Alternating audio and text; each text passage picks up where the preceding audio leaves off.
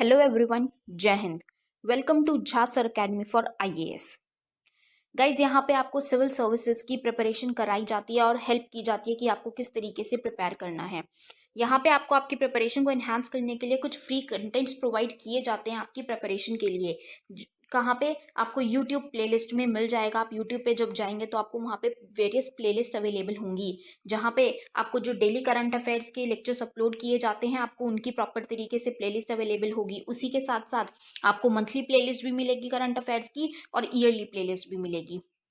और साथ ही जो करंट अफेयर्स डेली बेसिस पे आप लोगों को प्रोवाइड किए जाते हैं उन्हीं की फ्री ऑफ कॉस्ट आपको पीडीएफ्स भी दी जाती है हमारे टेलीग्राम चैनल पे। सो गाइज, अगर आपने टेलीग्राम चैनल ज्वाइन नहीं किया है तो तुरंत डिस्क्रिप्शन बॉक्स में जाइए, वहाँ पे आपको लिंक प्रोवाइडेड होगा जहाँ से आप हमारे चैनल को ज्वाइन कर सकते हैं और वहाँ से आप हमारी सारी पीडीएफ्स का एक्सेस ले सकते हैं। और उसी के साथ साथ गाइज, आप लोगों के लिए एक बहुत ही अच्छा इनिशिएटिव स्टार्ट किया गया है मेंस के प्रीवियस ईयर क्वेश्चन एनालिसिस का। आपको आपके लिए डेली बेसिस पर एनालिसिस किया जाता है और उसकी आप लोगों को प्लेलिस्ट प्रोवाइडेड है हमारे यूट्यूब चैनल पे ही। अलग अलग पेपर में प्रोवाइडेड है आप लोगों के कन्वीनियंस के लिए, GS1, GS2, GS3 and GS4 की।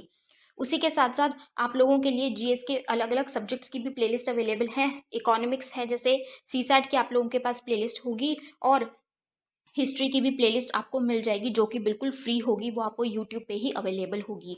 और इन्हीं प्लेलिस्ट में साथ ही साथ नए नए कंटेंट्स भी रेगुलर बेसिस पे ऐड ऑन किए जाएंगे, जिसके लिए आप लोगों को झा सर अकेडमी को रेगुलरली फॉलो करना है और अपनी प्रिपरेशन को एनहांस करना है, राइट।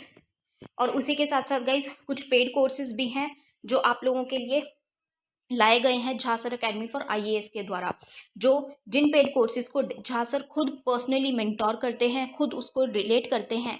जैसे कि जीएस का प्री प्लस मींस बैच है, बिल्कुल जीरो से तैयारी करवाई जा रही है। झा सर खुद तैयारी करवाते हैं, पर्सनल गाइडेंस आपको दी जाती है, प्रॉपर तरीके से आपको अटेंशन प्रोवाइड की जाती है और बिल्कुल बेसिक से आपको तैयारी करवाई जा रही है आपकी प्रिपरेशन को एनहांस करने के लिए, राइट। तो आप इन कोर्सेज को भी ज़रूर ज्वाइन कीजिए। जैसे कि एक मेंस का भी आंसर राइटिंग का टेस्ट सीरीज बैच चल रहा है और प्रीलिम्स का भी टेस्ट सीरीज कोर्स चल रहा है गाइज, जो आपको हमारी ऐप पे टेस्ट सीरीज प्रोवाइड की जाएंगी। 10,000 क्वेश्चंस की आपको प्रैक्टिस कराई जाएगी। वो 10,000 क्वेश्चंस आपको कहाँ पे अवेलेबल होंगे? Jha sir academy for IAS की वेबसाइट पे भी अवेलेबल है और हमारा एक ऐप भी है Jha sir academy for IAS. आप अगर डालेंगे तो प्ले स्टोर से आपको वो ऐप मिल जाएगी, आप उसको डाउनलोड कर सकते हैं। वहाँ पे आपको प्रीलिम्स की टेस्ट सीरीज का एक्सेस भी मिल जाएगा और उसी के साथ साथ इतनी बेहतरीन ऐप है कि आपको वहाँ पे स्टडी टूल्स भी अवेलेबल हैं कि आपकी जो स्टडी है आप उसको ट्रैक कर सकते हैं कि आप कितना टाइम इफेक्टिवली स्टडी कर रहे हैं। तो इस ऐप को गाइज ज़रूर ज्वाइन कीजिएगा, डाउनलोड कीजिएगा और वेबसाइट भी अवेलेबल है। उस वेबसाइट पे भी आप जाके सब कुछ एक्सेस कर सकते हैं जो कि ऐप पे अवेलेबल है, right. So guys, Jha sir academy को रेगुलरली फॉलो करते रहिएगा।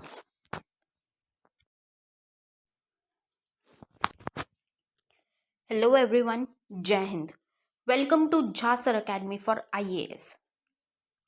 गाइज, हम कर रहे हैं ज्योग्राफी एनसीईआरटी क्लास 9th, ठीक है। इसमें हमने फर्स्ट 2 चैप्टर्स कंप्लीट करके अपना 3rd चैप्टर स्टार्ट किया था लास्ट लेक्चर में, ठीक है।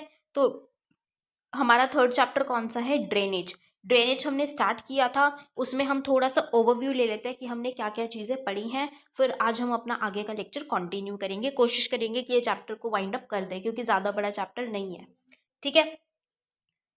तो हमने पढ़ा था कि ड्रेनेज क्या है, ड्रेनेज बेसिन क्या है, वाटर डिवाइड की माउंटेन आ जाता है, कोई एक एलिवेटेड एरिया, मतलब कुछ भी अगर थोड़ा सा ऊंचाई वाला चीज़ आ जाती है तो मान लीजिए 2 पानी अगर इधर इधर इधर चले गए कि एक इस साइड आ गया और एक दूसरी साइड आ गया, वो डिवाइड हो गया तो उसको हम क्या देते हैं? Water divide. मतलब कि 2 ड्रेनेज बेसिन्स को अगर डिवाइड कर दिया, उसके बीच में कोई एलिवेटेड पोर्शन आ गया तो उसको हम क्या कह देते हैं? Water divide.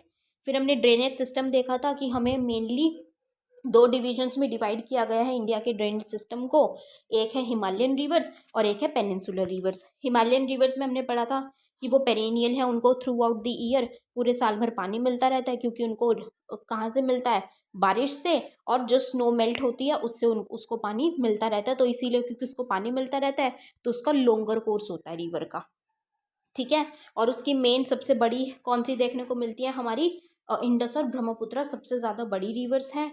और यहाँ पे इसके अपर कोर्स में जो हमें 3 कोर्सेज देखने को मिलते हैं, अपर कोर्स, मिडिल कोर्स और लोअर कोर्स। अपर कोर्स में हमें इरोजनल एक्टिविटीज़ देखने को मिलती हैं कि ये वहाँ से उखाड़ के लेके आता है सैंड, सिल्ट, पेबल्स वगैरह। और जो मिडल और लोअर कोर्सेज है वहाँ पे हमें डिपोजिशनल एक्टिविटी देखने को मिलती है कि उनको डिपॉजिट करता है। वहाँ पे हमें रिवर मियांडरिंग फॉर्म में दिखती है, ऑक्सबो लेक्स दिखते हैं, तो वो हमें यहाँ पे दिखता है। ठीक है, फिर हम बात करें पेनिनसुलर रिवर्स थी, वो कौन सी होती हैं? वो सीजनल होती है नेचर में, क्योंकि उनको कहाँ से पानी मिलता है? सिर्फ रेनफॉल से, मतलब कि बारिश से ही पानी मिलता है। तो जब बारिश नहीं होती है तो जो बड़ी बड़ी रिवर्स है वो भी कई बार सूखी पड़ जाती है, पानी उसमें काफ़ी ज़्यादा कम हो जाता है। तो अब क्योंकि इनको कभी कभी ही पानी मिलता है सीजनल बेसिस पे बारिश से ही, तो इसीलिए इनका कोर्स छोटा होता है। ठीक है, कंपैरेटिव टू हिमालयन रिवर्स। ठीक, फिर उसके बाद हमने हिमालयन रिवर्स के बारे में पढ़ा था कि रिवर सिस्टम कौन कौन से, रिवर सिस्टम क्या होते हैं जिसमें वो एक रिवर होती है और उसकी ट्राइब्यूटरीज, जब हम उन सबको एक साथ लेते हैं तो एक रिवर सिस्टम बन जाता है। तो हिमालयन रिवर्स में एक इंडस रिवर सिस्टम होता है, गंगा रिवर सिस्टम और ब्रह्मपुत्र रिवर सिस्टम। ठीक है, इंडस रिवर सिस्टम मैप में ही देख लेते हैं, मैप के थ्रू समझेंगे। इंडस रिवर सिस्टम कौन सा है? जो ये मानसरोवर लेक तिब्बत में से ओरिजिनेट होता है, फिर लद्दाख में जाता है, लद्दाख से फिर ये कश्मीर में जाके ट्राइब्यूटरी से ज्वाइन हो जाता है, फिर कश्मीर से फिर गिलगित बल्तिस्तान से जाते हुए कहाँ पे जाता है? पाकिस्तान में। पाकिस्तान में जाके फिर ये अपनी जो मेन ट्राइब्यूटरीज हैं, झेलम, चेनाब, रावी, ब्यास, सतलज, उनसे मिल जाता है मिथानकोट में। और वहाँ से फिर ये क्या करता है? दक्षिण की ओर जाके अरेबियन सी में जाके मिल जाती है। और इसकी जो लेंथ है वो इतनी ज़्यादा बड़ी है, मतलब इतनी लंबी है, 2900 किलोमीटर की। ये वर्ल्ड की, दुनिया भर की एक बड़ी नदियों में से एक मानी जाती है। ठीक, उसके बाद हमने गंगा रिवर सिस्टम के बारे में पढ़ा था। गंगा रिवर सिस्टम क्या है? जो कहाँ से ओरिजिनेट होती है, कहाँ से आती है ये? गंगोत्री ग्लेशियर से इसको पानी मिलता है, वहाँ पे से इसको क्या कहा जाता है? भागीरथी। फिर ये देवप्रयाग, उत्तराखंड में देवप्रयाग पे ये अलकनंदा से मिलती है। वहाँ से फिर ये कहाँ जाती है? हरिद्वार में आके इसको क्या नाम रखा जाता है? गंगा के नाम से जाना जाता है। ठीक है, फिर इसकी वहाँ से ये काफ़ी ट्राइब्यूटरीज हैं इसकी, जैसे गंगा, घग्गर, गंडक, सोन, उनसे आके मिलती है। ठीक है, उसके बाद ये फिर दूसरी लेफ्ट बैंक ट्राइब्यूटरीज जो इसकी हैं उनसे मिलती हैं, चंबल, बेट, सोन, इस तरीके की चंबल, बेट, बेतवा, सोन, ये रिवर से आके मिलती हैं। और ये फिर क्या करती है? वेस्ट बंगाल में जाती है। वेस्ट बंगाल में जाके फरक्का पे फिर उधर से ये बांग्लादेश में जाती है और दक्षिण की ओर जाके बांग्लादेश में ये ब्रह्मपुत्रा से मिलती है। ब्रह्मपुत्रा से मिलके इसका नाम क्या रख दिया जाता है? मेघना। उसके बाद फिर ये क्या करती है? सुंदरबन डेल्टा बनाती है एक बहुत बड़ा, और जाके बे ऑफ बंगाल में मिल जाती है। ये देखिए, माउथ ऑफ गंगा, फिर ये जाके बे ऑफ बंगाल में मिल जाती है। राइट, उसके बाद हमने ब्रह्मपुत्रा रिवर का पढ़ा था। ब्रह्मपुत्रा रिवर भी देखिए, मानसरोवर लेक जो है उसके थोड़ा सा पूर्वी दिशा में हमें ओरिजिनेट होती हुई देखने को मिलती है। ठीक है, मानसरोवर लेक के ईस्ट साइड पे ब्रह्मपुत्रा रिवर तिब्बत में ही राइज होती है, उदय होता है। फिर ये ईस्ट की साइड हिमालय के पैरेलल चलती है। ठीक है, पूर्वी और ये चलती जाती है और फिर वहाँ से नमचा बरवा से कट करते हुए, घाटी बनाते हुए ये इंडिया में अरुणाचल प्रदेश में एंटर करती है। और अरुणाचल प्रदेश में इसको किस नाम से जाना जाता है? दिहांग के नाम से। फिर इसकी ये ट्राइब्यूटरीज ज्वाइन करती हैं, दिबांग, लोहित ज्वाइन करती हैं इसको असम में, तो असम में इसको ब्रह्मपुत्रा के नाम से जाना जाता है। अब तिब्बत में क्योंकि ठंडा इलाका है, ड्राई एरिया है, तो वहाँ पे ब्रह्मपुत्रा रिवर में ज़्यादा पानी नहीं होता। लेकिन जब ये इंडिया में एंटर करते हैं तो यहाँ पे बहुत ज़्यादा बारिश की वजह से इसमें काफ़ी सारा पानी, ब्रह्मपुत्रा रिवर पे काफ़ी सारा पानी होता है और ये काफ़ी सारा डिपॉजिट भी लेते हुए चलती है। ठीक है, इरोजन हमें देखने को मिलता है, काफ़ी ज़्यादा होता है, तो ये काफ़ी लोड भी लेते हुए चलती है। और ज़्यादा पानी होने की वजह से इसमें क्या होता है कि इसके बैंक्स ओवरफ्लो होने लग जाते हैं, तो फ्लडिंग भी हमें देखने को मिलती है, बाढ़ आती है असम में और बांग्लादेश में। ठीक है, बांग्लादेश में फिर हमने देखा ही था कि बांग्लादेश में नीचे को आके ये गंगा से मिल जाती है और फिर क्या नाम रख दिया जाता है? मेघना, और जाके फिर बे ऑफ बंगाल में मिल जाती है। ठीक है, तो ये था रिवर सिस्टम, कौन सा? हिमालयन रिवर्स का, इंडस, गंगा एंड ब्रह्मपुत्रा। ठीक है, तो ये हमने एक थोड़ा सा ओवरव्यू ले लिया जो हमने कल पढ़ा था। उसके बाद हम आज स्टार्ट करेंगे पेनिनसुलर रिवर्स के बारे में, प्रायद्वीपीय नदियाँ। ठीक है, अब पेनिनसुलर रिवर्स कौन सी है? जो सीजनल होती हैं। ठीक, the main water divide in peninsular India is formed by the western Ghats. कि जो पेनिनसुलर इंडिया में जो वाटर डिवाइड होता है मेनली वो कहाँ पे होता है? वेस्टर्न घाट्स में होता है। ठीक, which runs from north to south close to the western coast. अब ये कैसे चलता है? उत्तर से दक्षिण की ओर, वेस्टर्न कोस्ट के पास ही उत्तर से दक्षिण की ओर ये जाता है। Most of the rivers of the peninsula such as the Mahanadi, the Godavari, the Krishna and the Kaveri flow eastwards and drain into the Bay of Bengal. ठीक है, हमने पढ़ा था ना कि वेस्टर्न घाट्स में जो ओरिजिनेट होती हैं रिवर्स, मेनली ज़्यादातर पेनिनसुलर रिवर्स वेस्टर्न घाट में ओरिजिनेट होती हैं और फिर ये पूर्व की ओर जाके, पूर्व दिशा में ईस्टवर्ड्स जाके बे ऑफ बंगाल में जाके मिल जाती हैं। ठीक है, और जो सेंट्रल हाईलैंड्स में कुछ ओरिजिनेट होती हैं वो क्या करती हैं? वेस्ट की ओर जाके, पश्चिम में जाके अरेबियन सी में मिल जाती हैं। These rivers make deltas eight there mouths. अब ये रिवर्स क्या करती हैं? डेल्टाज भी फॉर्म करती हैं। There are numerous small streams flowing west of the western Ghats. अब कुछ कुछ छोटी छोटी स्ट्रीम्स भी हैं जो पश्चिम की ओर जाती हैं, वेस्टर्न घाट से पश्चिम की ओर जाके बे ऑफ अरेबियन सी में जाके मिल जाती हैं। The Narmada and Tapi are the only long rivers which flow west and make estuaries. कि यहाँ पे जो वेस्ट में जाके मिलती हैं उनमें से सिर्फ नर्मदा और तापी ही ऐसी बड़ी रिवर्स हैं जो वेस्ट में जाके मिलती हैं और एस्चुरीज बनाती हैं। The drainage basins of the peninsular rivers are comparatively smaller in size. तो अब इनका जो ड्रेनेज बेसिन है वो कंपैरेटिवली स्मॉलर होता है। क्यों? क्योंकि इनमें बहुत ज़्यादा हर टाइम पे पानी नहीं मिलता। जब रेनफॉल होती है तभी पानी मिल पाता है, तो इस वजह से इनका ड्रेनेज बेसिन ज़्यादा बड़ा नहीं होता है। ठीक है, तो अब हम बात करेंगे पेनिनसुलर रिवर्स में। ठीक है, तो सबसे पहले हम बात करेंगे नर्मदा बेसिन के बारे में। The Narmada rises in the Amarkantak hills in Madhya Pradesh. Narmada का उदय कहाँ से होता है? मध्य प्रदेश के अमरकंटक हिल्स के पास। अब ये क्या है गाइज? ये भी इम्पॉर्टेंट है बहुत ज़्यादा। इनको थोड़ा सा छोटे छोटे नोट्स बना के सिर्फ रखिएगा थोड़ा थोड़ा सा, ये कहाँ से राइज होती है। मैं बताती रहूँगी क्या क्या चीज़ इंपॉर्टेंट है।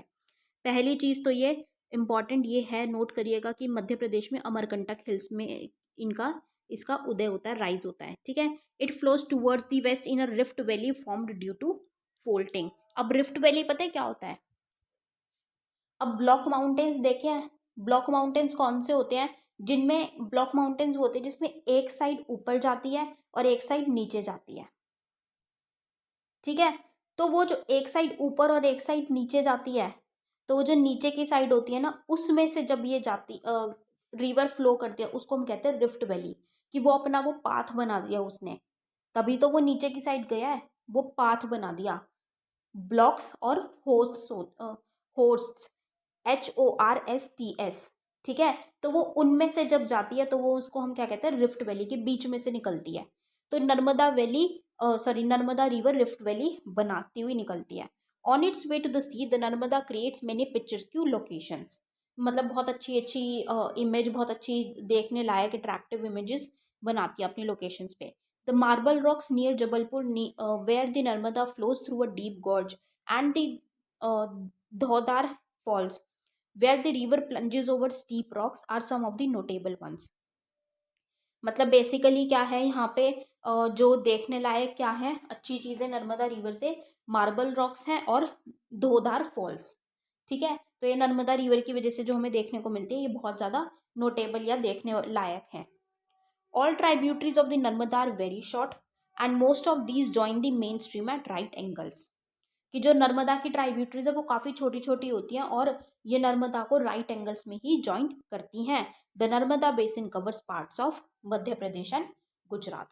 ये मध्य प्रदेश में ओरिजिनेट होती है, वहाँ से जाती हुई ये गुजरात में जाती है और गुजरात से ये अरेबियन सी में जाके मिल जाती है। तो इसमें जो इम्पोर्टेंट नोट करने वाली सिर्फ मेनली क्या बातें हैं? एक तो मध्य प्रदेश में ओरिजिनेट होती है, राइज होती है अमरकंटक हिल्स के पास, रिफ्ट वैली बनाती है और सिर्फ 2 स्टेट से गुजरती है, मध्य प्रदेश एंड गुजरात। ठीक है, मेनली यही इंपॉर्टेंट है यहाँ पे। उसके बाद हम देखें तापी बेसिन। ठीक है, तापी बेसिन क्या है? अब तापी भी मध्य प्रदेश में ही ओरिजिनेट होती है। डिस्ट्रिक्ट याद रखने की ज़रूरत नहीं है, सिर्फ स्टेट याद रखने की ज़रूरत है। मध्य प्रदेश में सतपुड़ा रेंजेस में ये इसका उदय होता है। नर्मदा का कहाँ था? अमरकंटक हिल्स से। और तापी का कहाँ है? मध्य प्रदेश में ही सतपुड़ा रेंजेस के पास से इसका उदय होता है। It also flows in a rift valley parallel to the Narmada, but it is much shorter in length. कि नर्मदा से काफ़ी छोटी होती है तापी, लेकिन नर्मदा के ही पैरेलल, नर्मदा की हमने बात की थी ना कि वो रिफ्ट वैली में चलती है, रिफ्ट वैली से, तो इसी तरीके से ये भी रिफ्ट वैली में ही फ्लो करती है तापी भी। It's basin covers parts of Madhya Pradesh, Maharashtra and Gujarat. Narmada river सिर्फ 2 स्टेट कवर करती है, मध्य प्रदेश एंड गुजरात, लेकिन तापी जो रिवर है वो किसको कवर करती है? मध्य प्रदेश, महाराष्ट्र और गुजरात। फिर ये जाके किस में मिल जाती है? अरेबियन सी में।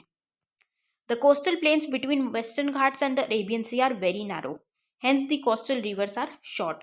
कि जो कोस्टल प्लेन होता है वेस्टर्न घाट्स और अरेबियन सी के बीच में, मतलब कि वेस्टर्न कोस्ट, वो क्या है? वो काफ़ी ज़्यादा पतला होता है, वेस्टर्न कोस्ट पतला होता है, तो उसकी वजह से ये जो यहाँ पे जो रिवर्स ओरिजिनेट होती है, जो यहाँ की रिवर्स है उन वो छोटी ही रहती हैं। उनकी जो कोस्टल रिवर्स ये जो होती है वो छोटी होती हैं।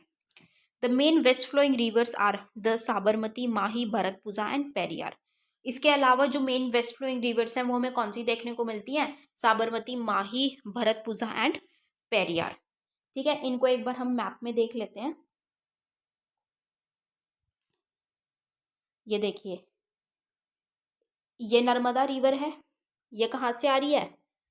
मध्य प्रदेश में अमरकंटक से। फिर ये मध्य प्रदेश से आती हुई सीधी गुजरात से ये अरेबियन सी में चली जाती है। और ये तापी, तापी देखो यहीं से भी पता चल रही है तापी छोटी है रिवर, किससे? नर्मदा से। ये मध्य प्रदेश से ही महाराष्ट्र में, गुजरात में जाती हुई अरेबियन सी में जाके मिल जाती है। उसके अलावा हमें कौन सी देखने को मिलती है? देखिए, माही रिवर है, साबरमती, जो कि वेस्ट फ्लोइंग ही रिवर्स हमें देखने को मिलती हैं। ठीक है,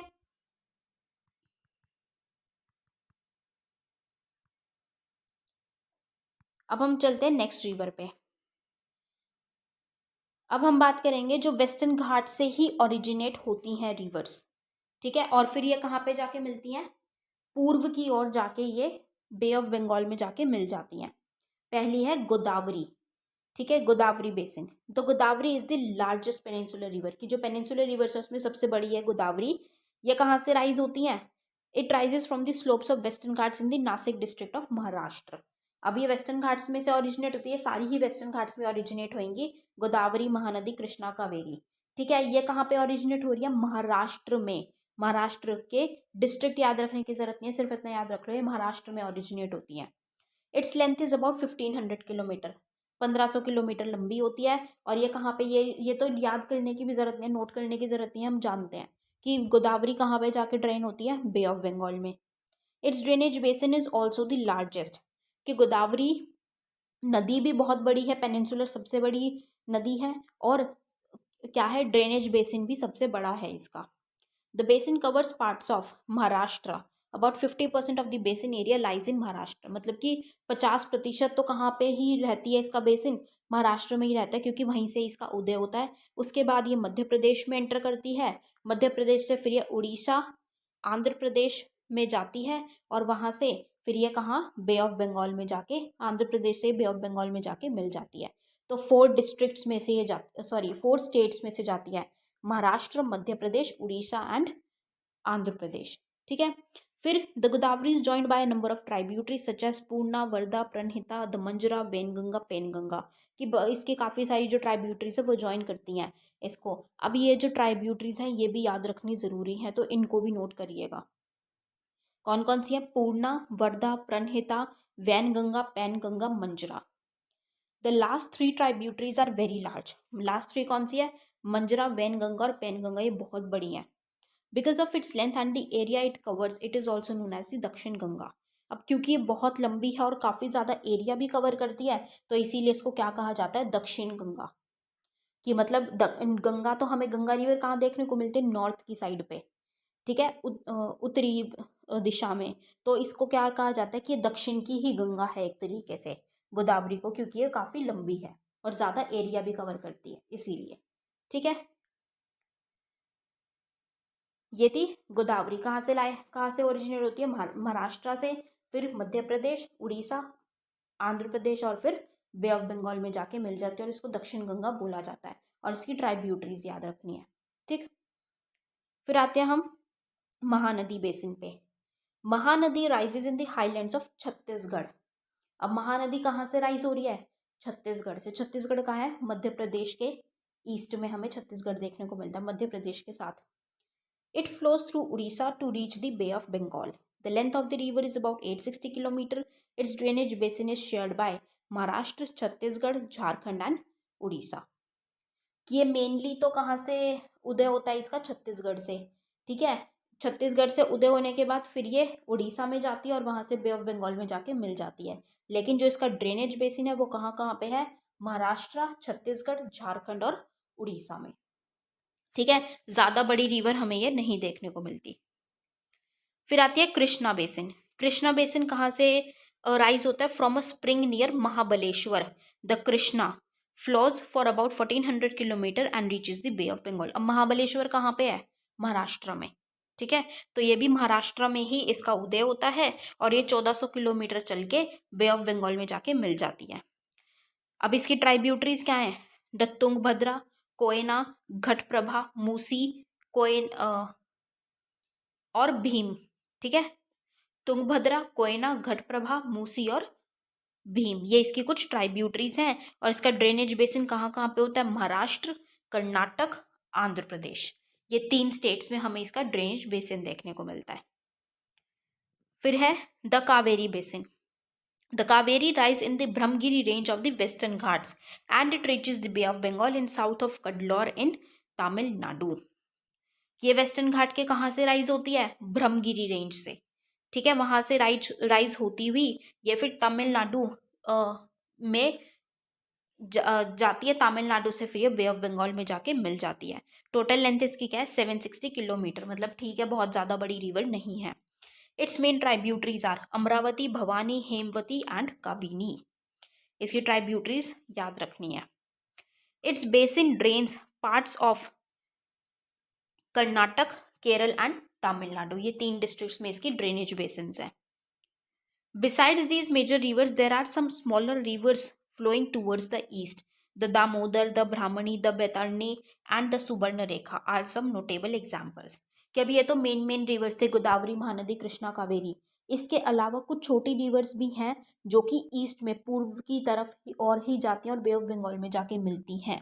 ठीक है, जैसे कि उनके नाम दिए गए हैं, दामोदर, ब्राह्मणी, बैतरणी और सुवर्णरेखा। ठीक है, ये थोड़ी ज़्यादा इंपॉर्टेंट होती हैं, राइट। तो ये थी हमारी पेनिनसुलर रिवर्स। ठीक, इनको मैं एक बार आपको मैप में और दिखा देती हूँ थोड़ा सा। हाँ जी, ये देखिए, ये गोदावरी आ रही है कहाँ से? महाराष्ट्र से ओरिजिनेट होती हुई। ये देखिए, ये जा रही है किधर? महाराष्ट्र से ओरिजिनेट होती हुई ये किधर को आके जा रही है? आंध्र प्रदेश से ये बे ऑफ बंगाल में जाके मिल जाती है। ठीक है, उसके बाद हमें देखने को मिलती है महानदी। देखिए, महानदी कहाँ से ओरिजिनेशन था महानदी का? छत्तीसगढ़ से। तो ये देखिए, ये छत्तीसगढ़ से ओरिजिनेट होती है, उससे फिर ये नीचे आके उड़ीसा में और फिर ये जाके कहाँ मिल जाएगी? बे ऑफ बंगाल में। फिर कृष्णा रिवर भी हमारी कहाँ से ओरिजिनेट होती है? महाराष्ट्र से। तो देखिए, ये कृष्णा रिवर, कृष्णा लिखी है, महाराष्ट्र से ओरिजिनेट होती हुई ये किधर चली जाएगी? जाके ये बे ऑफ बंगाल में मिलेगी। और कावेरी जो कि ब्रह्मगिरी रेंज के पास से राइज होती है नीचे साउथ की ओर ही, इधर से ये तमिलनाडु में जाएगी, कडलोर के पास तमिलनाडु, वहां से फिर ये क्या करेगी? अरे, ये देखिए, यहाँ से ये क्या करेगी? बे ऑफ बंगाल में जाके मिल जाएगी। ठीक है, और ये गोदावरी के देखिए, यहाँ पे ये गोदावरी की ट्राइब्यूटरीज भी दे रखी हैं, मंजरी, पेन गंगा, वैन गंगा, जो मेन ट्राइब्यूटरीज हैं, इंपॉर्टेंट है। ठीक है, सबसे ज़्यादा हमें बड़ी देखने को मिलती हैं। ठीक है, ये मैप की प्रैक्टिस भी बहुत ज़रूरी है और मैप के हिसाब से थोड़ा सा इजीली लर्न भी हो जाता है। ठीक है, अब हम बात करेंगे अपने नेक्स्ट टॉपिक की। ये हमारी क्या हो गई, ये हमने रिवर्स के बारे में पढ़ लिया, ड्रेनेज सिस्टम क्या है, हिमालयन रिवर्स, और हमने उसको डिवाइड किया था पेनिनसुलर रिवर्स में। हिमालयन रिवर्स में हमने पढ़ ली Indus river system, Ganga river system और ब्रह्मपुत्र रिवर सिस्टम। उसके बाद हमने पेनिनसुलर रिवर्स पढ़ी, गोदावरी, और हमने उसमें कौन कौन सा पढ़ा है, नर्मदा, तापी, गोदावरी, महानदी, कृष्णा, कावेरी। ठीक है, मेन मेन हमने ये रिवर्स पढ़ी हैं, वेस्ट फ्लोइंग भी और ईस्ट फ्लोइंग भी, राइट। अब हम पढ़ेंगे झील के बारे में, लेक्स। लेक्स क्या होते हैं? You may be familiar with the Valley of Kashmir and the famous Dal Lake, the houseboats and shikhars, which attract thousands of tourists every year.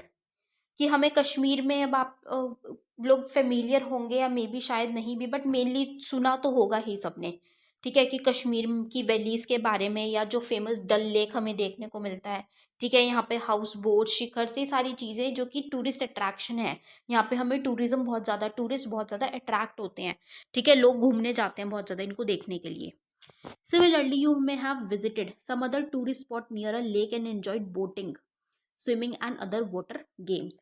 ऐसे कुछ और भी टूरिस्ट स्पॉट होते हैं जहाँ पे लोग घूमने के लिए जाते हैं, देखने के लिए, कहाँ पे, लेक्स के पास, झीलों के पास, वहाँ पे वो बोटिंग करते हैं, स्विमिंग करते हैं, या अदर बहुत दूसरे जो वाटर गेम्स हैं उनको वहाँ जाके एंजॉय करते हैं, ठीक है। Imagine that if Srinagar, Nainital and other tourist places did not have a lake, would they have been as attractive as they are today? कि अगर हम श्रीनगर, नैनीताल की बात करें तो वहाँ पे जो लेक्स हैं, वहाँ पे बहुत अच्छे अच्छे सुंदर सुंदर लेक्स हमें देखने को मिलते हैं, झील हैं, अगर वो वहाँ पे नहीं होती तो क्या वो इतनी ज़्यादा अट्रैक्टिव एक लोकेशन होती है, इतना ज़्यादा अच्छा वो टूरिस्ट प्लेस होता आज के टाइम पे, इतना अट्रैक्टिव होता जितना वो अब है बिना झील के। Have you ever tried to know the importance of lakes in making a place attractive to tourists? Apart from attraction for tourists, lakes are also useful to human beings in many ways, कि वो बहुत ज़्यादा tourist को attract भी करता है और human beings के लिए भी काफ़ी ज़्यादा यूजफुल होता है काफ़ी सारी चीज़ों में। अब India has many lakes, India के पास तो काफ़ी सारे लेक्स हैं, इंडिया में हमें काफ़ी सारी झीलें देखने को मिलती हैं, लेकिन हर कोई अलग अलग है, हर किसी की विशेषताएं, कैरेक्टरिस्टिक्स अलग अलग हैं, कोई छोटी है कोई बड़ी है, हर तरीके की हमें लेक देखने को मिलती है इंडिया में। Most lakes are permanent, some contain water only during the rainy season, like the lakes in the basins of inland drainage of semi arid regions, कि कुछ लेक्स तो परमानेंट ही हैं और कुछ ऐसी हैं, जैसे अभी हमने बात की हिमालयन रिवर्स और पेनिनसुलर रिवर्स की, ठीक है, हिमालयन रिवर्स कौन सी, जो पेरिनियल है, मतलब कि परमानेंट है, तो ऐसे ही कुछ लेक्स भी हमें परमानेंट देखने को मिलते हैं जहाँ पे हमेशा पानी होता ही है, और कुछ लेक्स ऐसे हैं जहाँ पे सिर्फ रेनी सीजन में ही, मतलब सीजनल, वहाँ पे सिर्फ जब बारिश आती है तभी उसमें हमें पानी देखने को मिलता है, ठीक। There are some lakes which are the result of action of glaciers and ice sheets, while others have been formed by wind, river action and human activities, कि कुछ लेक्स तो नेचुरली ही फॉर्म हो रखे हैं कि ग्लेशियर्स मेल्ट होने की वजह से, या आइस शीट है उनके पिघलने की वजह से, उनकी वजह से वो लेक्स फॉर्म हो गए, और कुछ लेक्स ऐसे हैं जो कि विंड की वजह से, हवा की वजह से, या रिवर के किसी कोर्स की वजह से, या ह्यूमन की एक्टिविटीज़ की ही वजह से बन गए हैं, ठीक। A meandering river across a floodplain forms cutoffs that later develops into oxbow lakes. अभी हमने पढ़ा था कि रिवर क्या करती है, मिडल कोर्स में आके वो क्या कर देती है, वो कर्व लेना शुरू कर देती है, ठीक है, तो वो मियांडरिंग होती है, तो वो एक टाइम पे क्या होता है, जब वो मियांडरिंग ज़्यादा हो जाती है तो वो क्या हो जाती है, बीच में से कट होने लग जाता है, थोड़ा सा पोर्शन रिवर का, थोड़ा थोड़ा पोर्शन जैसे कट हो गया, कट हो के अब वो वहीं पे छूट गया, तो वो क्या हो जाता है, फिर वो ओक्सबो लेक बन जाता है, ठीक। Spits and bars form lagoons in the coastal areas. Example, the Chilika Lake, the Pulicat Lake and the Koleru Lake. कि जो स्पिट्स और बार्स हैं वो लगून्स बनाती हैं कोस्टल एरियाज में, ठीक है, जैसे कि चिलिका लेक है, पुलिकट लेक है, कोलेरू लेक है, बहुत ही इंपॉर्टेंट लेक्स हैं ये, इनकी लोकेशन देखनी है आपको कि ये कहाँ पे किस स्टेट में लाई करते हैं, किस रीजन में लाई करते हैं, ठीक है, इंडिया के ईस्टर्न कोस्ट पे लाई करते हैं ये, तो आपको देखना है कौन कौन सी स्टेट्स में लाई करते हैं, इंपॉर्टेंट है, ये क्वेश्चन पूछा जाता है, यूपीएससी भी पूछती है और ये स्टेट पीएससी में भी काफ़ी पूछा जाता है। Lakes in the region of inland drainage are sometimes seasonal. For example, the Sambar Lake in Rajasthan, which is a salt water lake, its water is used for producing salt. कि जो inland drainage में जो lakes होते हैं वो seasonal होते हैं, क्यों? क्योंकि वहाँ पे उनको पानी किस कहाँ से मिलता है, जब बारिश आती है बारिश से ही उनको पानी मिलता है। जैसे कि एग्जाम्पल के तौर पे हम बात करें तो राजस्थान में एक सांबर लेक है, जिसको हम किससे जानते हैं, एक सोल्ट वाटर लेक, कि उसका पानी खारा है और उस पानी को यूज़ ही, उस लेक को यूज़ ही नमक बनाने के लिए किया जाता है, उसे हम सॉइल प्रोड्यूस कर सके, उसी चीज़ के लिए मेनली उसको यूज़ किया जाता है। Most of the fresh water lakes are in the Himalayan region. अब हिमालयन रीजन में हमें सबसे ज़्यादा फ्रेश वाटर लेक्स देखने को मिलते हैं। कॉन्सेप्चुअल है, बिल्कुल। क्यों है? क्योंकि हिमालयन रीजन्स में क्या होता है, ऊंचाई पे है, स्नो होती है, बर्फ़ देखने को मिलती है, तो बर्फ़ मेल्ट होती है, ग्लेशियर्स मेल्ट होते हैं, तो क्या होते हैं, रिवर्स में या लेक्स में क्या होता है, पानी जाता है। ठीक है, तो फ्रेश वाटर ही तो जा रहा है, वो पिघल के जा रहा है, इसीलिए वहाँ पे सबसे ज़्यादा हमें फ्रेश वाटर लेक्स देखने को मिलते हैं। ठीक है, fresh water lakes Himalayan rivers region में हमें देखने को मिलते हैं, क्योंकि उनका ओरिजिन क्या होता है, ग्लेशियल ओरिजिन, क्योंकि ग्लेशियर्स की वजह से उसमें पानी आता है सबसे ज़्यादा। In other words, they formed when glaciers dug out a basin. कि सबसे ज़्यादा फॉर्म कब होते हैं, जब ग्लेशियर्स में एक बेसिन निकलता है, which was later filled with snow melt. ठीक है, the Wular lake in Jammu and Kashmir in contrast is the result of tectonic activity. कि अब जम्मू एंड कश्मीर में एक वुलर लेक देखने को मिलता है, जो टेक्टोनिक एक्टिविटीज होती है ना, कि प्लेट्स जो है दो, जो धरती के नीचे वो हिलती हैं, उसकी वजह से हमें वो बन जाते हैं, लेक्स फॉर्म हो जाते हैं या पानी आ जाता है, तो वहाँ पे उसकी वजह से वुलर लेक बना हुआ है। It is the largest fresh water lake in India. Wular lake क्या है, सबसे बड़ा इंडिया का फ्रेश वाटर लेक है। उसके अलावा जो फ्रेश वाटर लेक है इंपॉर्टेंट, वो कौन से हैं, डल लेक, भीमताल, नैनीताल, लोकटक लेक, बारापानी, ये कुछ दूसरे फ्रेश वाटर लेक्स हैं जो हमें हिमालयन रीजन में ही देखने को मिलते हैं। Apart from natural lakes, the damming of the rivers for the generation of hydel power has also led to the formation of lakes such as Guru Gobind Sagar या भाखड़ा नंगल प्रोजेक्ट। कि ये तो नेचुरल लेक्स, हम नेचुरल लेक्स के अलावा जैसे हमने बात की थी ना कि कुछ लेक्स ह्यूमन एक्टिविटीज़ की भी वजह से बनते हैं। तो ह्यूमन एक्टिविटीज़ की वजह से कैसे, कि डैम्स बना दिए जाते हैं जैसे। तो डैम्स क्यों बनाए जाते हैं, हाइडल पावर जनरेट करने के लिए। तो उससे भी क्या होता है कि कई बार लेक्स बन जाते हैं, कि उससे जो पानी कई बार गिर जाता था, उससे लेक्स बन जाते हैं। जैसे कि गुरु गोबिंद सागर लेक बनना था, भाखड़ा नंगल प्रोजेक्ट जो था उसकी वजह से, वहाँ पे जो डैम क्रिएट किया गया था उससे गुरु गोबिंद सागर लेक बना। अब जैसे हमने पढ़ा था कि लेक सिर्फ एक टूरिस्ट अट्रैक्शन के लिए ही नहीं होते, वो ह्यूमन बींग्स के लिए बहुत ज़्यादा हेल्पफुल भी होते हैं, यूजफुल होते हैं। कैसे? A lake helps to regulate the flow of a river.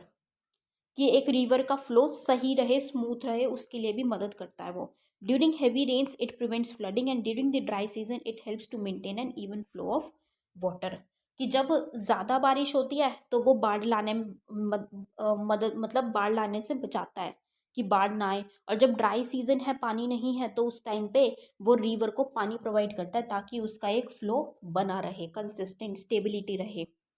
Lakes can also be use for developing hydel power. Hydel power बनाने में भी लेक मदद करता है। They moderate the climate of the surroundings, maintain the aquatic ecosystem, enhance natural beauty, help develop tourism and provide recreation. कि वो जो surroundings का एनवायरनमेंट है, क्लाइमेट है, उसको भी बदलाव, उसमें बदलाव ले आते हैं, एक्वेटिक इकोसिस्टम को बरकरार रखते हैं, नेचुरल ब्यूटी को बढ़ा देते हैं जैसे टूरिस्ट अट्रैक्शन है, और टूरिज्म और रिक्रिएशन प्रोवाइड करने में भी मदद करते हैं। ठीक है, तो ये थे हमारे लेक्स, झील के बारे में थोड़ा सा ओवरव्यू था। अब रिवर्स की का रोल हमारी इकोनॉमी में क्या है, हमारी अर्थव्यवस्था में नदियों की भूमिका क्या है। Rivers have been fundamental importance throughout the human history. Water from rivers is a basic natural resource essential for various human activities.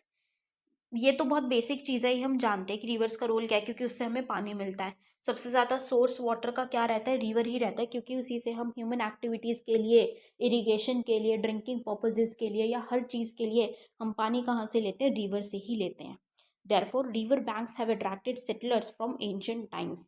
कि एंशिएंट टाइम्स पे क्या होता था कि लोग ज़्यादा से ज़्यादा कहाँ पे सेटलमेंट कहाँ होती थी उनकी, वाटर के पास, मतलब जहाँ पे कोई नदी है वहीं पे वो लोग बसते थे। क्यों? क्योंकि वहाँ से उनको पानी मिल जाता था। रिवर पे ही वो डिपेंड हुआ करते थे पानी के लिए, उनका सोर्स होता था वो पानी के लिए। ठीक है। These settlements have now become big cities. Make a list of cities in your state which are located on the bank of a river. अब ये जो छोटी छोटी सेटलमेंट्स थी ये अब किस में कन्वर्ट हो गई? बड़ी बड़ी सिटीज में कन्वर्ट होती चली गई। Using reverse for irrigation, navigation, hydropower generation is of special significance, particularly to a country like India, where agriculture is the major source of livelihood of the majority of its population. कि अब ये जो river है ये irrigation purposes के लिए use की जाती है, हाइड्रो पावर जनरेट करने के लिए, कि डैम्स वगैरह बना दिए जाते हैं नदियों पे। ठीक है। रिवर को रिवर लिंकिंग प्रोजेक्ट्स भी चलाए जा रहे हैं ताकि सरप्लस और सरप्लस जो एरियाज हैं, सरप्लस रिवर से डेफिशिट एरियाज तक उनको लेके जा सके या डेफिशिट रिवर्स में वाटर ट्रांसफ़र किया जा सके। नेविगेशन में मदद करते हैं, और ये इतने ज़्यादा इंपॉर्टेंट इंडिया जैसे कंट्री के लिए तो बहुत ज़्यादा, क्योंकि यहाँ का primary main source of livelihood कौन सा है? एग्रीकल्चर को माना जाता है, कृषि क्षेत्र को। तो उसमें क्या है, ज़्यादा से ज़्यादा इरिगेशन पर्पजेज़ के लिए पानी की ज़रूरत पड़ती है, तो उनके लिए तो बहुत ही ज़्यादा इंपॉर्टेंट है रिवर्स। ठीक है। Next, river pollution. ये भी बेसिक टॉपिक है कि नदियों में हमें प्रदूषण आज के टाइम पे देखने को मिलता है, काफ़ी ज़्यादा देखने को मिलता है। The growing domestic, municipal, industrial and agricultural demand for water from reverse naturally affects the quality of water. कि अब क्या है कि जो वेस्ट है, या फिर हम बोलें कि वाटर की डिमांड बहुत ज़्यादा बढ़ रही है, कि चाहे हम घर के लिए अपने डोमेस्टिक पर्पसेस के लिए यूज़ करते हैं, म्यूनिसिपल्स में या इंडस्ट्रीज़ में, एग्रीकल्चर के लिए, वो डिमांड बढ़ती ही जा रही है। और उसमें क्या हो रहा है, हमें केमिकल का फ्लो या वेस्ट भी उसमें डाल दिया जाता है, तो रिवर की जो क्वालिटी है वो अफेक्ट होती जा रही है। As a result more and more water is being drained out of the rivers, reducing their volume. अब क्योंकि ज़्यादा से ज़्यादा अब क्या है, पानी का बहुत ज़्यादा यूसेज बढ़ता जा रहा है, डिमांड बढ़ रही है, तो ज़्यादा से ज़्यादा नदियों में से पानी निकाला जाता है, तो उसका क्या होता है, नदियों में पानी कम होता जा रहा है, उसका फ्लो कम हो रहा है। On the other hand, a heavy load of untreated sewage and industrial effluents are emptied into the rivers. ठीक है। तो अब क्या हो रहा है कि पानी यूज़ भी कर रहे हैं, उसकी क्वांटिटी भी कम हो रही है, वॉल्यूम कम होती जा रही है पानी की, और जो वेस्ट है कि सीवेज है अनट्रीटेड, या इंडस्ट्री से जो ये केमिकल्स एफ्लुएंट्स वगैरह निकलते हैं उनको वहाँ पे डिस्पोज कर दिया जाता है, तो उसकी वजह से भी प्रॉब्लम आ रही है। क्यों? क्योंकि इससे क्वालिटी बहुत ही ज़्यादा ख़राब हो रही है। और ना ही सिर्फ क्वालिटी, लेकिन जो रिवर की एक क्वालिटी क्या होती है, कैपेसिटी, की वो अपने आप को खुद साफ कर लेते हैं। साफ कैसे करती है? जब वो प्रॉपर तरीके से फ्लो करती है। वो फ्लो करने में क्या करती है, जो वेस्ट है, जो जो भी उसमें गंद होता है, वो उसको ले जाके कहीं पे डिपॉजिट कर देती है और वो साफ़ हो जाती है। लेकिन अब अगर उसमें पानी ही नहीं बचेगा तो फिर वो अपने आप को क्लीन कर ही नहीं पाएगी, क्योंकि पानी भी लोग निकाल लेते हैं। तो वो चीज़ हो रही है, क्वालिटी भी ख़राब हो रही है, उसकी जो सेल्फ क्लींजिंग, खुद को साफ़ रखने की जो कैपेसिटी है वो भी ख़त्म होती जा रही है।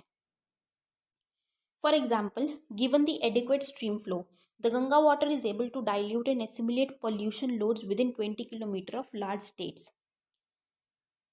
कि जो गंगा वाटर है वो क्या है, वो उसके अंदर इतनी कैपेसिटी है कि वो बड़ी बड़ी सिटीज़ में 20 किलोमीटर, मतलब 20 किलोमीटर में क्या कर सकती है, पोल्यूशन के लोड्स को डाइल्यूट कर सकती है, एसिमुलेट कर सकती है, मतलब अपने आप को क्लीन कर सकती है। लेकिन ये जो अर्बनाइजेशन, इंडस्ट्रियलाइजेशन बढ़ता जा रहा है, ये उसको इतना करने नहीं दे रही, क्योंकि उसमें पोल्यूशन लेवल इतना ज़्यादा बढ़ता जा रहा है कि वो अपने आप को क्लीन इतना कर ही नहीं पाती प्रॉपर तरीके से। Concern over rising pollution in our rivers led to the launching of various action plans to clean the rivers. अभी जो कंसर्न बढ़ता जा रहा है नदियों के पोल्यूशन का, उसकी वजह से एक्शन प्लान लिए जा रहे हैं, काफ़ी ज़्यादा उन पर काम किया जा रहा है ताकि इनको क्लीन किया जाए। ठीक है, इनको कंजर्व किया जाए। Have you heard about such action plans? How does our health get affected by polluted river water? बहुत ज़्यादा लाइफ अफेक्ट होती है, हर वे में अफेक्ट होती है, पूरा का पूरा हमारा इन्वायरमेंट ही अफेक्ट हो रहा है रिवर वाटर पोल्यूट होने से। अब you think about life of human beings without fresh water? क्या हम सोच सकते हैं? नहीं सोच सकते, लेकिन फिर भी हम उसको और भी ज़्यादा बेकार करते ही जा रहे हैं, क्वालिटी उसकी डिस्ट्रॉय करते ही जा रहे हैं अपने यूसेज में। ठीक है, तो ये था छोटा सा सिंपल टॉपिक, बट इम्पॉर्टेंट बहुत ज़्यादा है, रिवर पोल्यूशन। अब हमारा ये चैप्टर बेसिकली ओवर हो चुका है ड्रेनेज, जिसमें हमने क्या पढ़ा है कि ड्रेनेज बेसिन्स है, ड्रेनेज सिस्टम है, हिमालयन रिवर्स, पेनिनसुलर रिवर्स पढ़ी हमने, उनमें अलग अलग ड्रेनेज बेसिन्स के बारे में, रिवर्स के बारे में पढ़ा। फिर हमने लेक्स देखा है, लेक्स के बाद हमने रिवर की क्या इंपॉर्टेंस है और वो पोल्यूट होती जा रही है उसके बारे में हमने थोड़ा सा देखा है। अब इनमें हम थोड़ा सा एक बार डू यू नो देख लें कि कुछ फैक्ट्स जो दिए गए हैं क्या आप जानते हैं। The world's largest drainage basin is of the Amazon river. सबसे बड़ा पूरे वर्ल्ड का कौन सा है ड्रेनेज बेसिन? अमेजोन रिवर का है। According to the regulations of the Indus water treaty, India can use only 20% of the total water carried by the Indus river system. This water is use for irrigation in Punjab, Haryana and the southern and the western parts of the Rajasthan. Indus water treaty है जो India और पाकिस्तान के बीच में हुई थी 1960 में। तो उसके तहत इंडिया क्या कर सकती है, पूरा जो इंडस रिवर सिस्टम है, मतलब कि इंडस और उसकी ट्राइब्यूटरीज, उसका 20% पानी यूज़ कर सकती है। और वो कहाँ पे यूज़ किया जाता है? पंजाब, हरियाणा और राजस्थान के कुछ पोर्शंस पे, वेस्टर्न और सदर्न पोर्शंस पे, ठीक है। The Sundarban delta, Sundarban delta किससे बना था? गंगा से, ठीक है। गंगा और ब्रह्मपुत्रा का जो संगम होता है, मेघना बनती है, फिर उसके बाद क्या बनता है? सुंदरबन डेल्टा बनता है। Derived its name from the sundari tree which grows well in marshland. अब सुंदरबन डेल्टा का नाम किससे मिला है? सुंदरी ट्री से। It is the world's largest and fastest growing delta. It is also the home of royal Bengal tiger. अब ये सबसे बड़ा और सबसे ज़्यादा जल्दी बढ़ता हुआ डेल्टा है, और ये किसका घर है? किनका घर है यहाँ पे? रॉयल बंगाल टाइगर का। Brahmaputra is known as the Tsangpo in Tibet and Jamuna in Bangladesh. Brahmaputra Tibet से ओरिजिनेट होती है, वहाँ पे इसको क्या कहा जाता है? सांगपो। फिर अरुणाचल प्रदेश में क्या कहलाती है? दिहांग। फिर असम में इसको ब्रह्मपुत्रा कहते हैं, और बांग्लादेश में इसको पहले जमुना कहते हैं, और फिर जब ये गंगा से मिल जाती है तो इसको मेघना कह देते हैं। तो कितने सारे नाम है ब्रह्मपुत्रा रिवर की। Of the 3% that is available as fresh water, 3/4 of it is trapped in ice. 3% water जो कि हमें फ्रेश वाटर में अवेलेबल है, 3% है ऐसा पूरा जो फ्रेश वाटर में है, वो भी उसका कहाँ पे ट्रैप्ड है? उसके भी 3/4 कहाँ पे है? आइस में, हमें आइस की फॉर्म में देखने को मिलता है। इसका मतलब कि फ्रेश वाटर बहुत कम अवेलेबल है अभी हमारे पास, ठीक है। The Namami Gange programme is an integrated conservation mission approved as a flagship programme by the union government in June 2014 to accomplish the twin objectives of effective abatement of pollution, conservation and rejuvenation of the national river Ganga. अब ये national Gange programme चलाया गया, flagship programme 2014 में। क्यों चलाया गया? क्योंकि water pollution, जो रिवर पोल्यूशन की हम बात करें तो गंगा रिवर में बहुत ज़्यादा पोल्यूशन हो रहा था, तो उसको कंजर्व करने के लिए, उसको वापस से ठीक करने के लिए, अच्छा बनाने के लिए, बिल्कुल स्वच्छ बनाने के लिए ये प्रोग्राम चलाया गया था, नमामि गंगे प्रोग्राम। उसके बाद the Narmada river conservation programme भी चलाया गया मध्य प्रदेश सरकार के द्वारा। उसका नाम क्या रखा गया? नमामि देवी नर्मदे, ठीक है। उसको साफ करने के लिए, पोल्यूशन उसमें से कम करने के लिए, उसको कंजर्व करने के लिए। The river Kaveri makes the second biggest waterfall in India known as Shiva Samudram falls, ठीक है। तो जो कावेरी रिवर है वो इंडिया का दूसरा सबसे बड़ा वाटरफॉल बनाती है, जिसका क्या नाम है? Shiva Samudram falls. The hydro electric power generated from the falls is supplied to Mysuru, Bengaluru and the Kolar gold field. कि जो ये हाइड्रो पावर जनरेट होती है इन फॉल से, इसका ये कहाँ पे जाती है जनरेशन? ये पावर कहाँ पे जाती है? मैसूरू, बेंगलुरु और कोलर गोल्ड फील्ड्स में इनका ट्रांसफर किया जाता है। अब 71% of the world surface is covered with water, but 97% of that is salt water. ये हम जानते हैं कि पूरे वर्ल्ड में 71% क्या है? पानी से ही भरा हुआ है, लेकिन क्या है, हमें वो नहीं मिलता। कमी क्यों है? क्योंकि 97% तो सॉल्ट वाटर है, खारा पानी है। सिर्फ 3% ही फ्रेश वाटर है, जो हमने पढ़ा कि 3% फ्रेश वाटर है, वो भी उसका भी क्या है, ज़्यादातर पार्ट आइस में ही ढका हुआ है, मतलब कि आइस में हमें देखने को मिलता है, आइस में ट्रैप्ड है, फंसा हुआ है, ठीक है। तो बहुत कम पानी है हमारे पास पीने के लिए, right. So this is the end of our chapter 3 drainage, जल निकास। यह हमने चैप्टर पूरा कवर कर लिया गाइस। कोई भी डाउट है, कोई भी क्वेरी है, आप कमेंट सेक्शन में पूछ लीजिएगा। मैं उसको दोबारा से बता दूंगी आपको, जो भी आपका डाउट होगा मैं उसको आपको क्लियर आउट कर दूंगी। ठीक है, अपना फीडबैक भी देते रहिएगा, कमेंट सेक्शन में कुछ भी चेंज करना हो तो वो बताइएगा। So with this we have completed our third chapter and let's complete our lecture here. Thank you so much. Have a great day ahead. Jai Hind.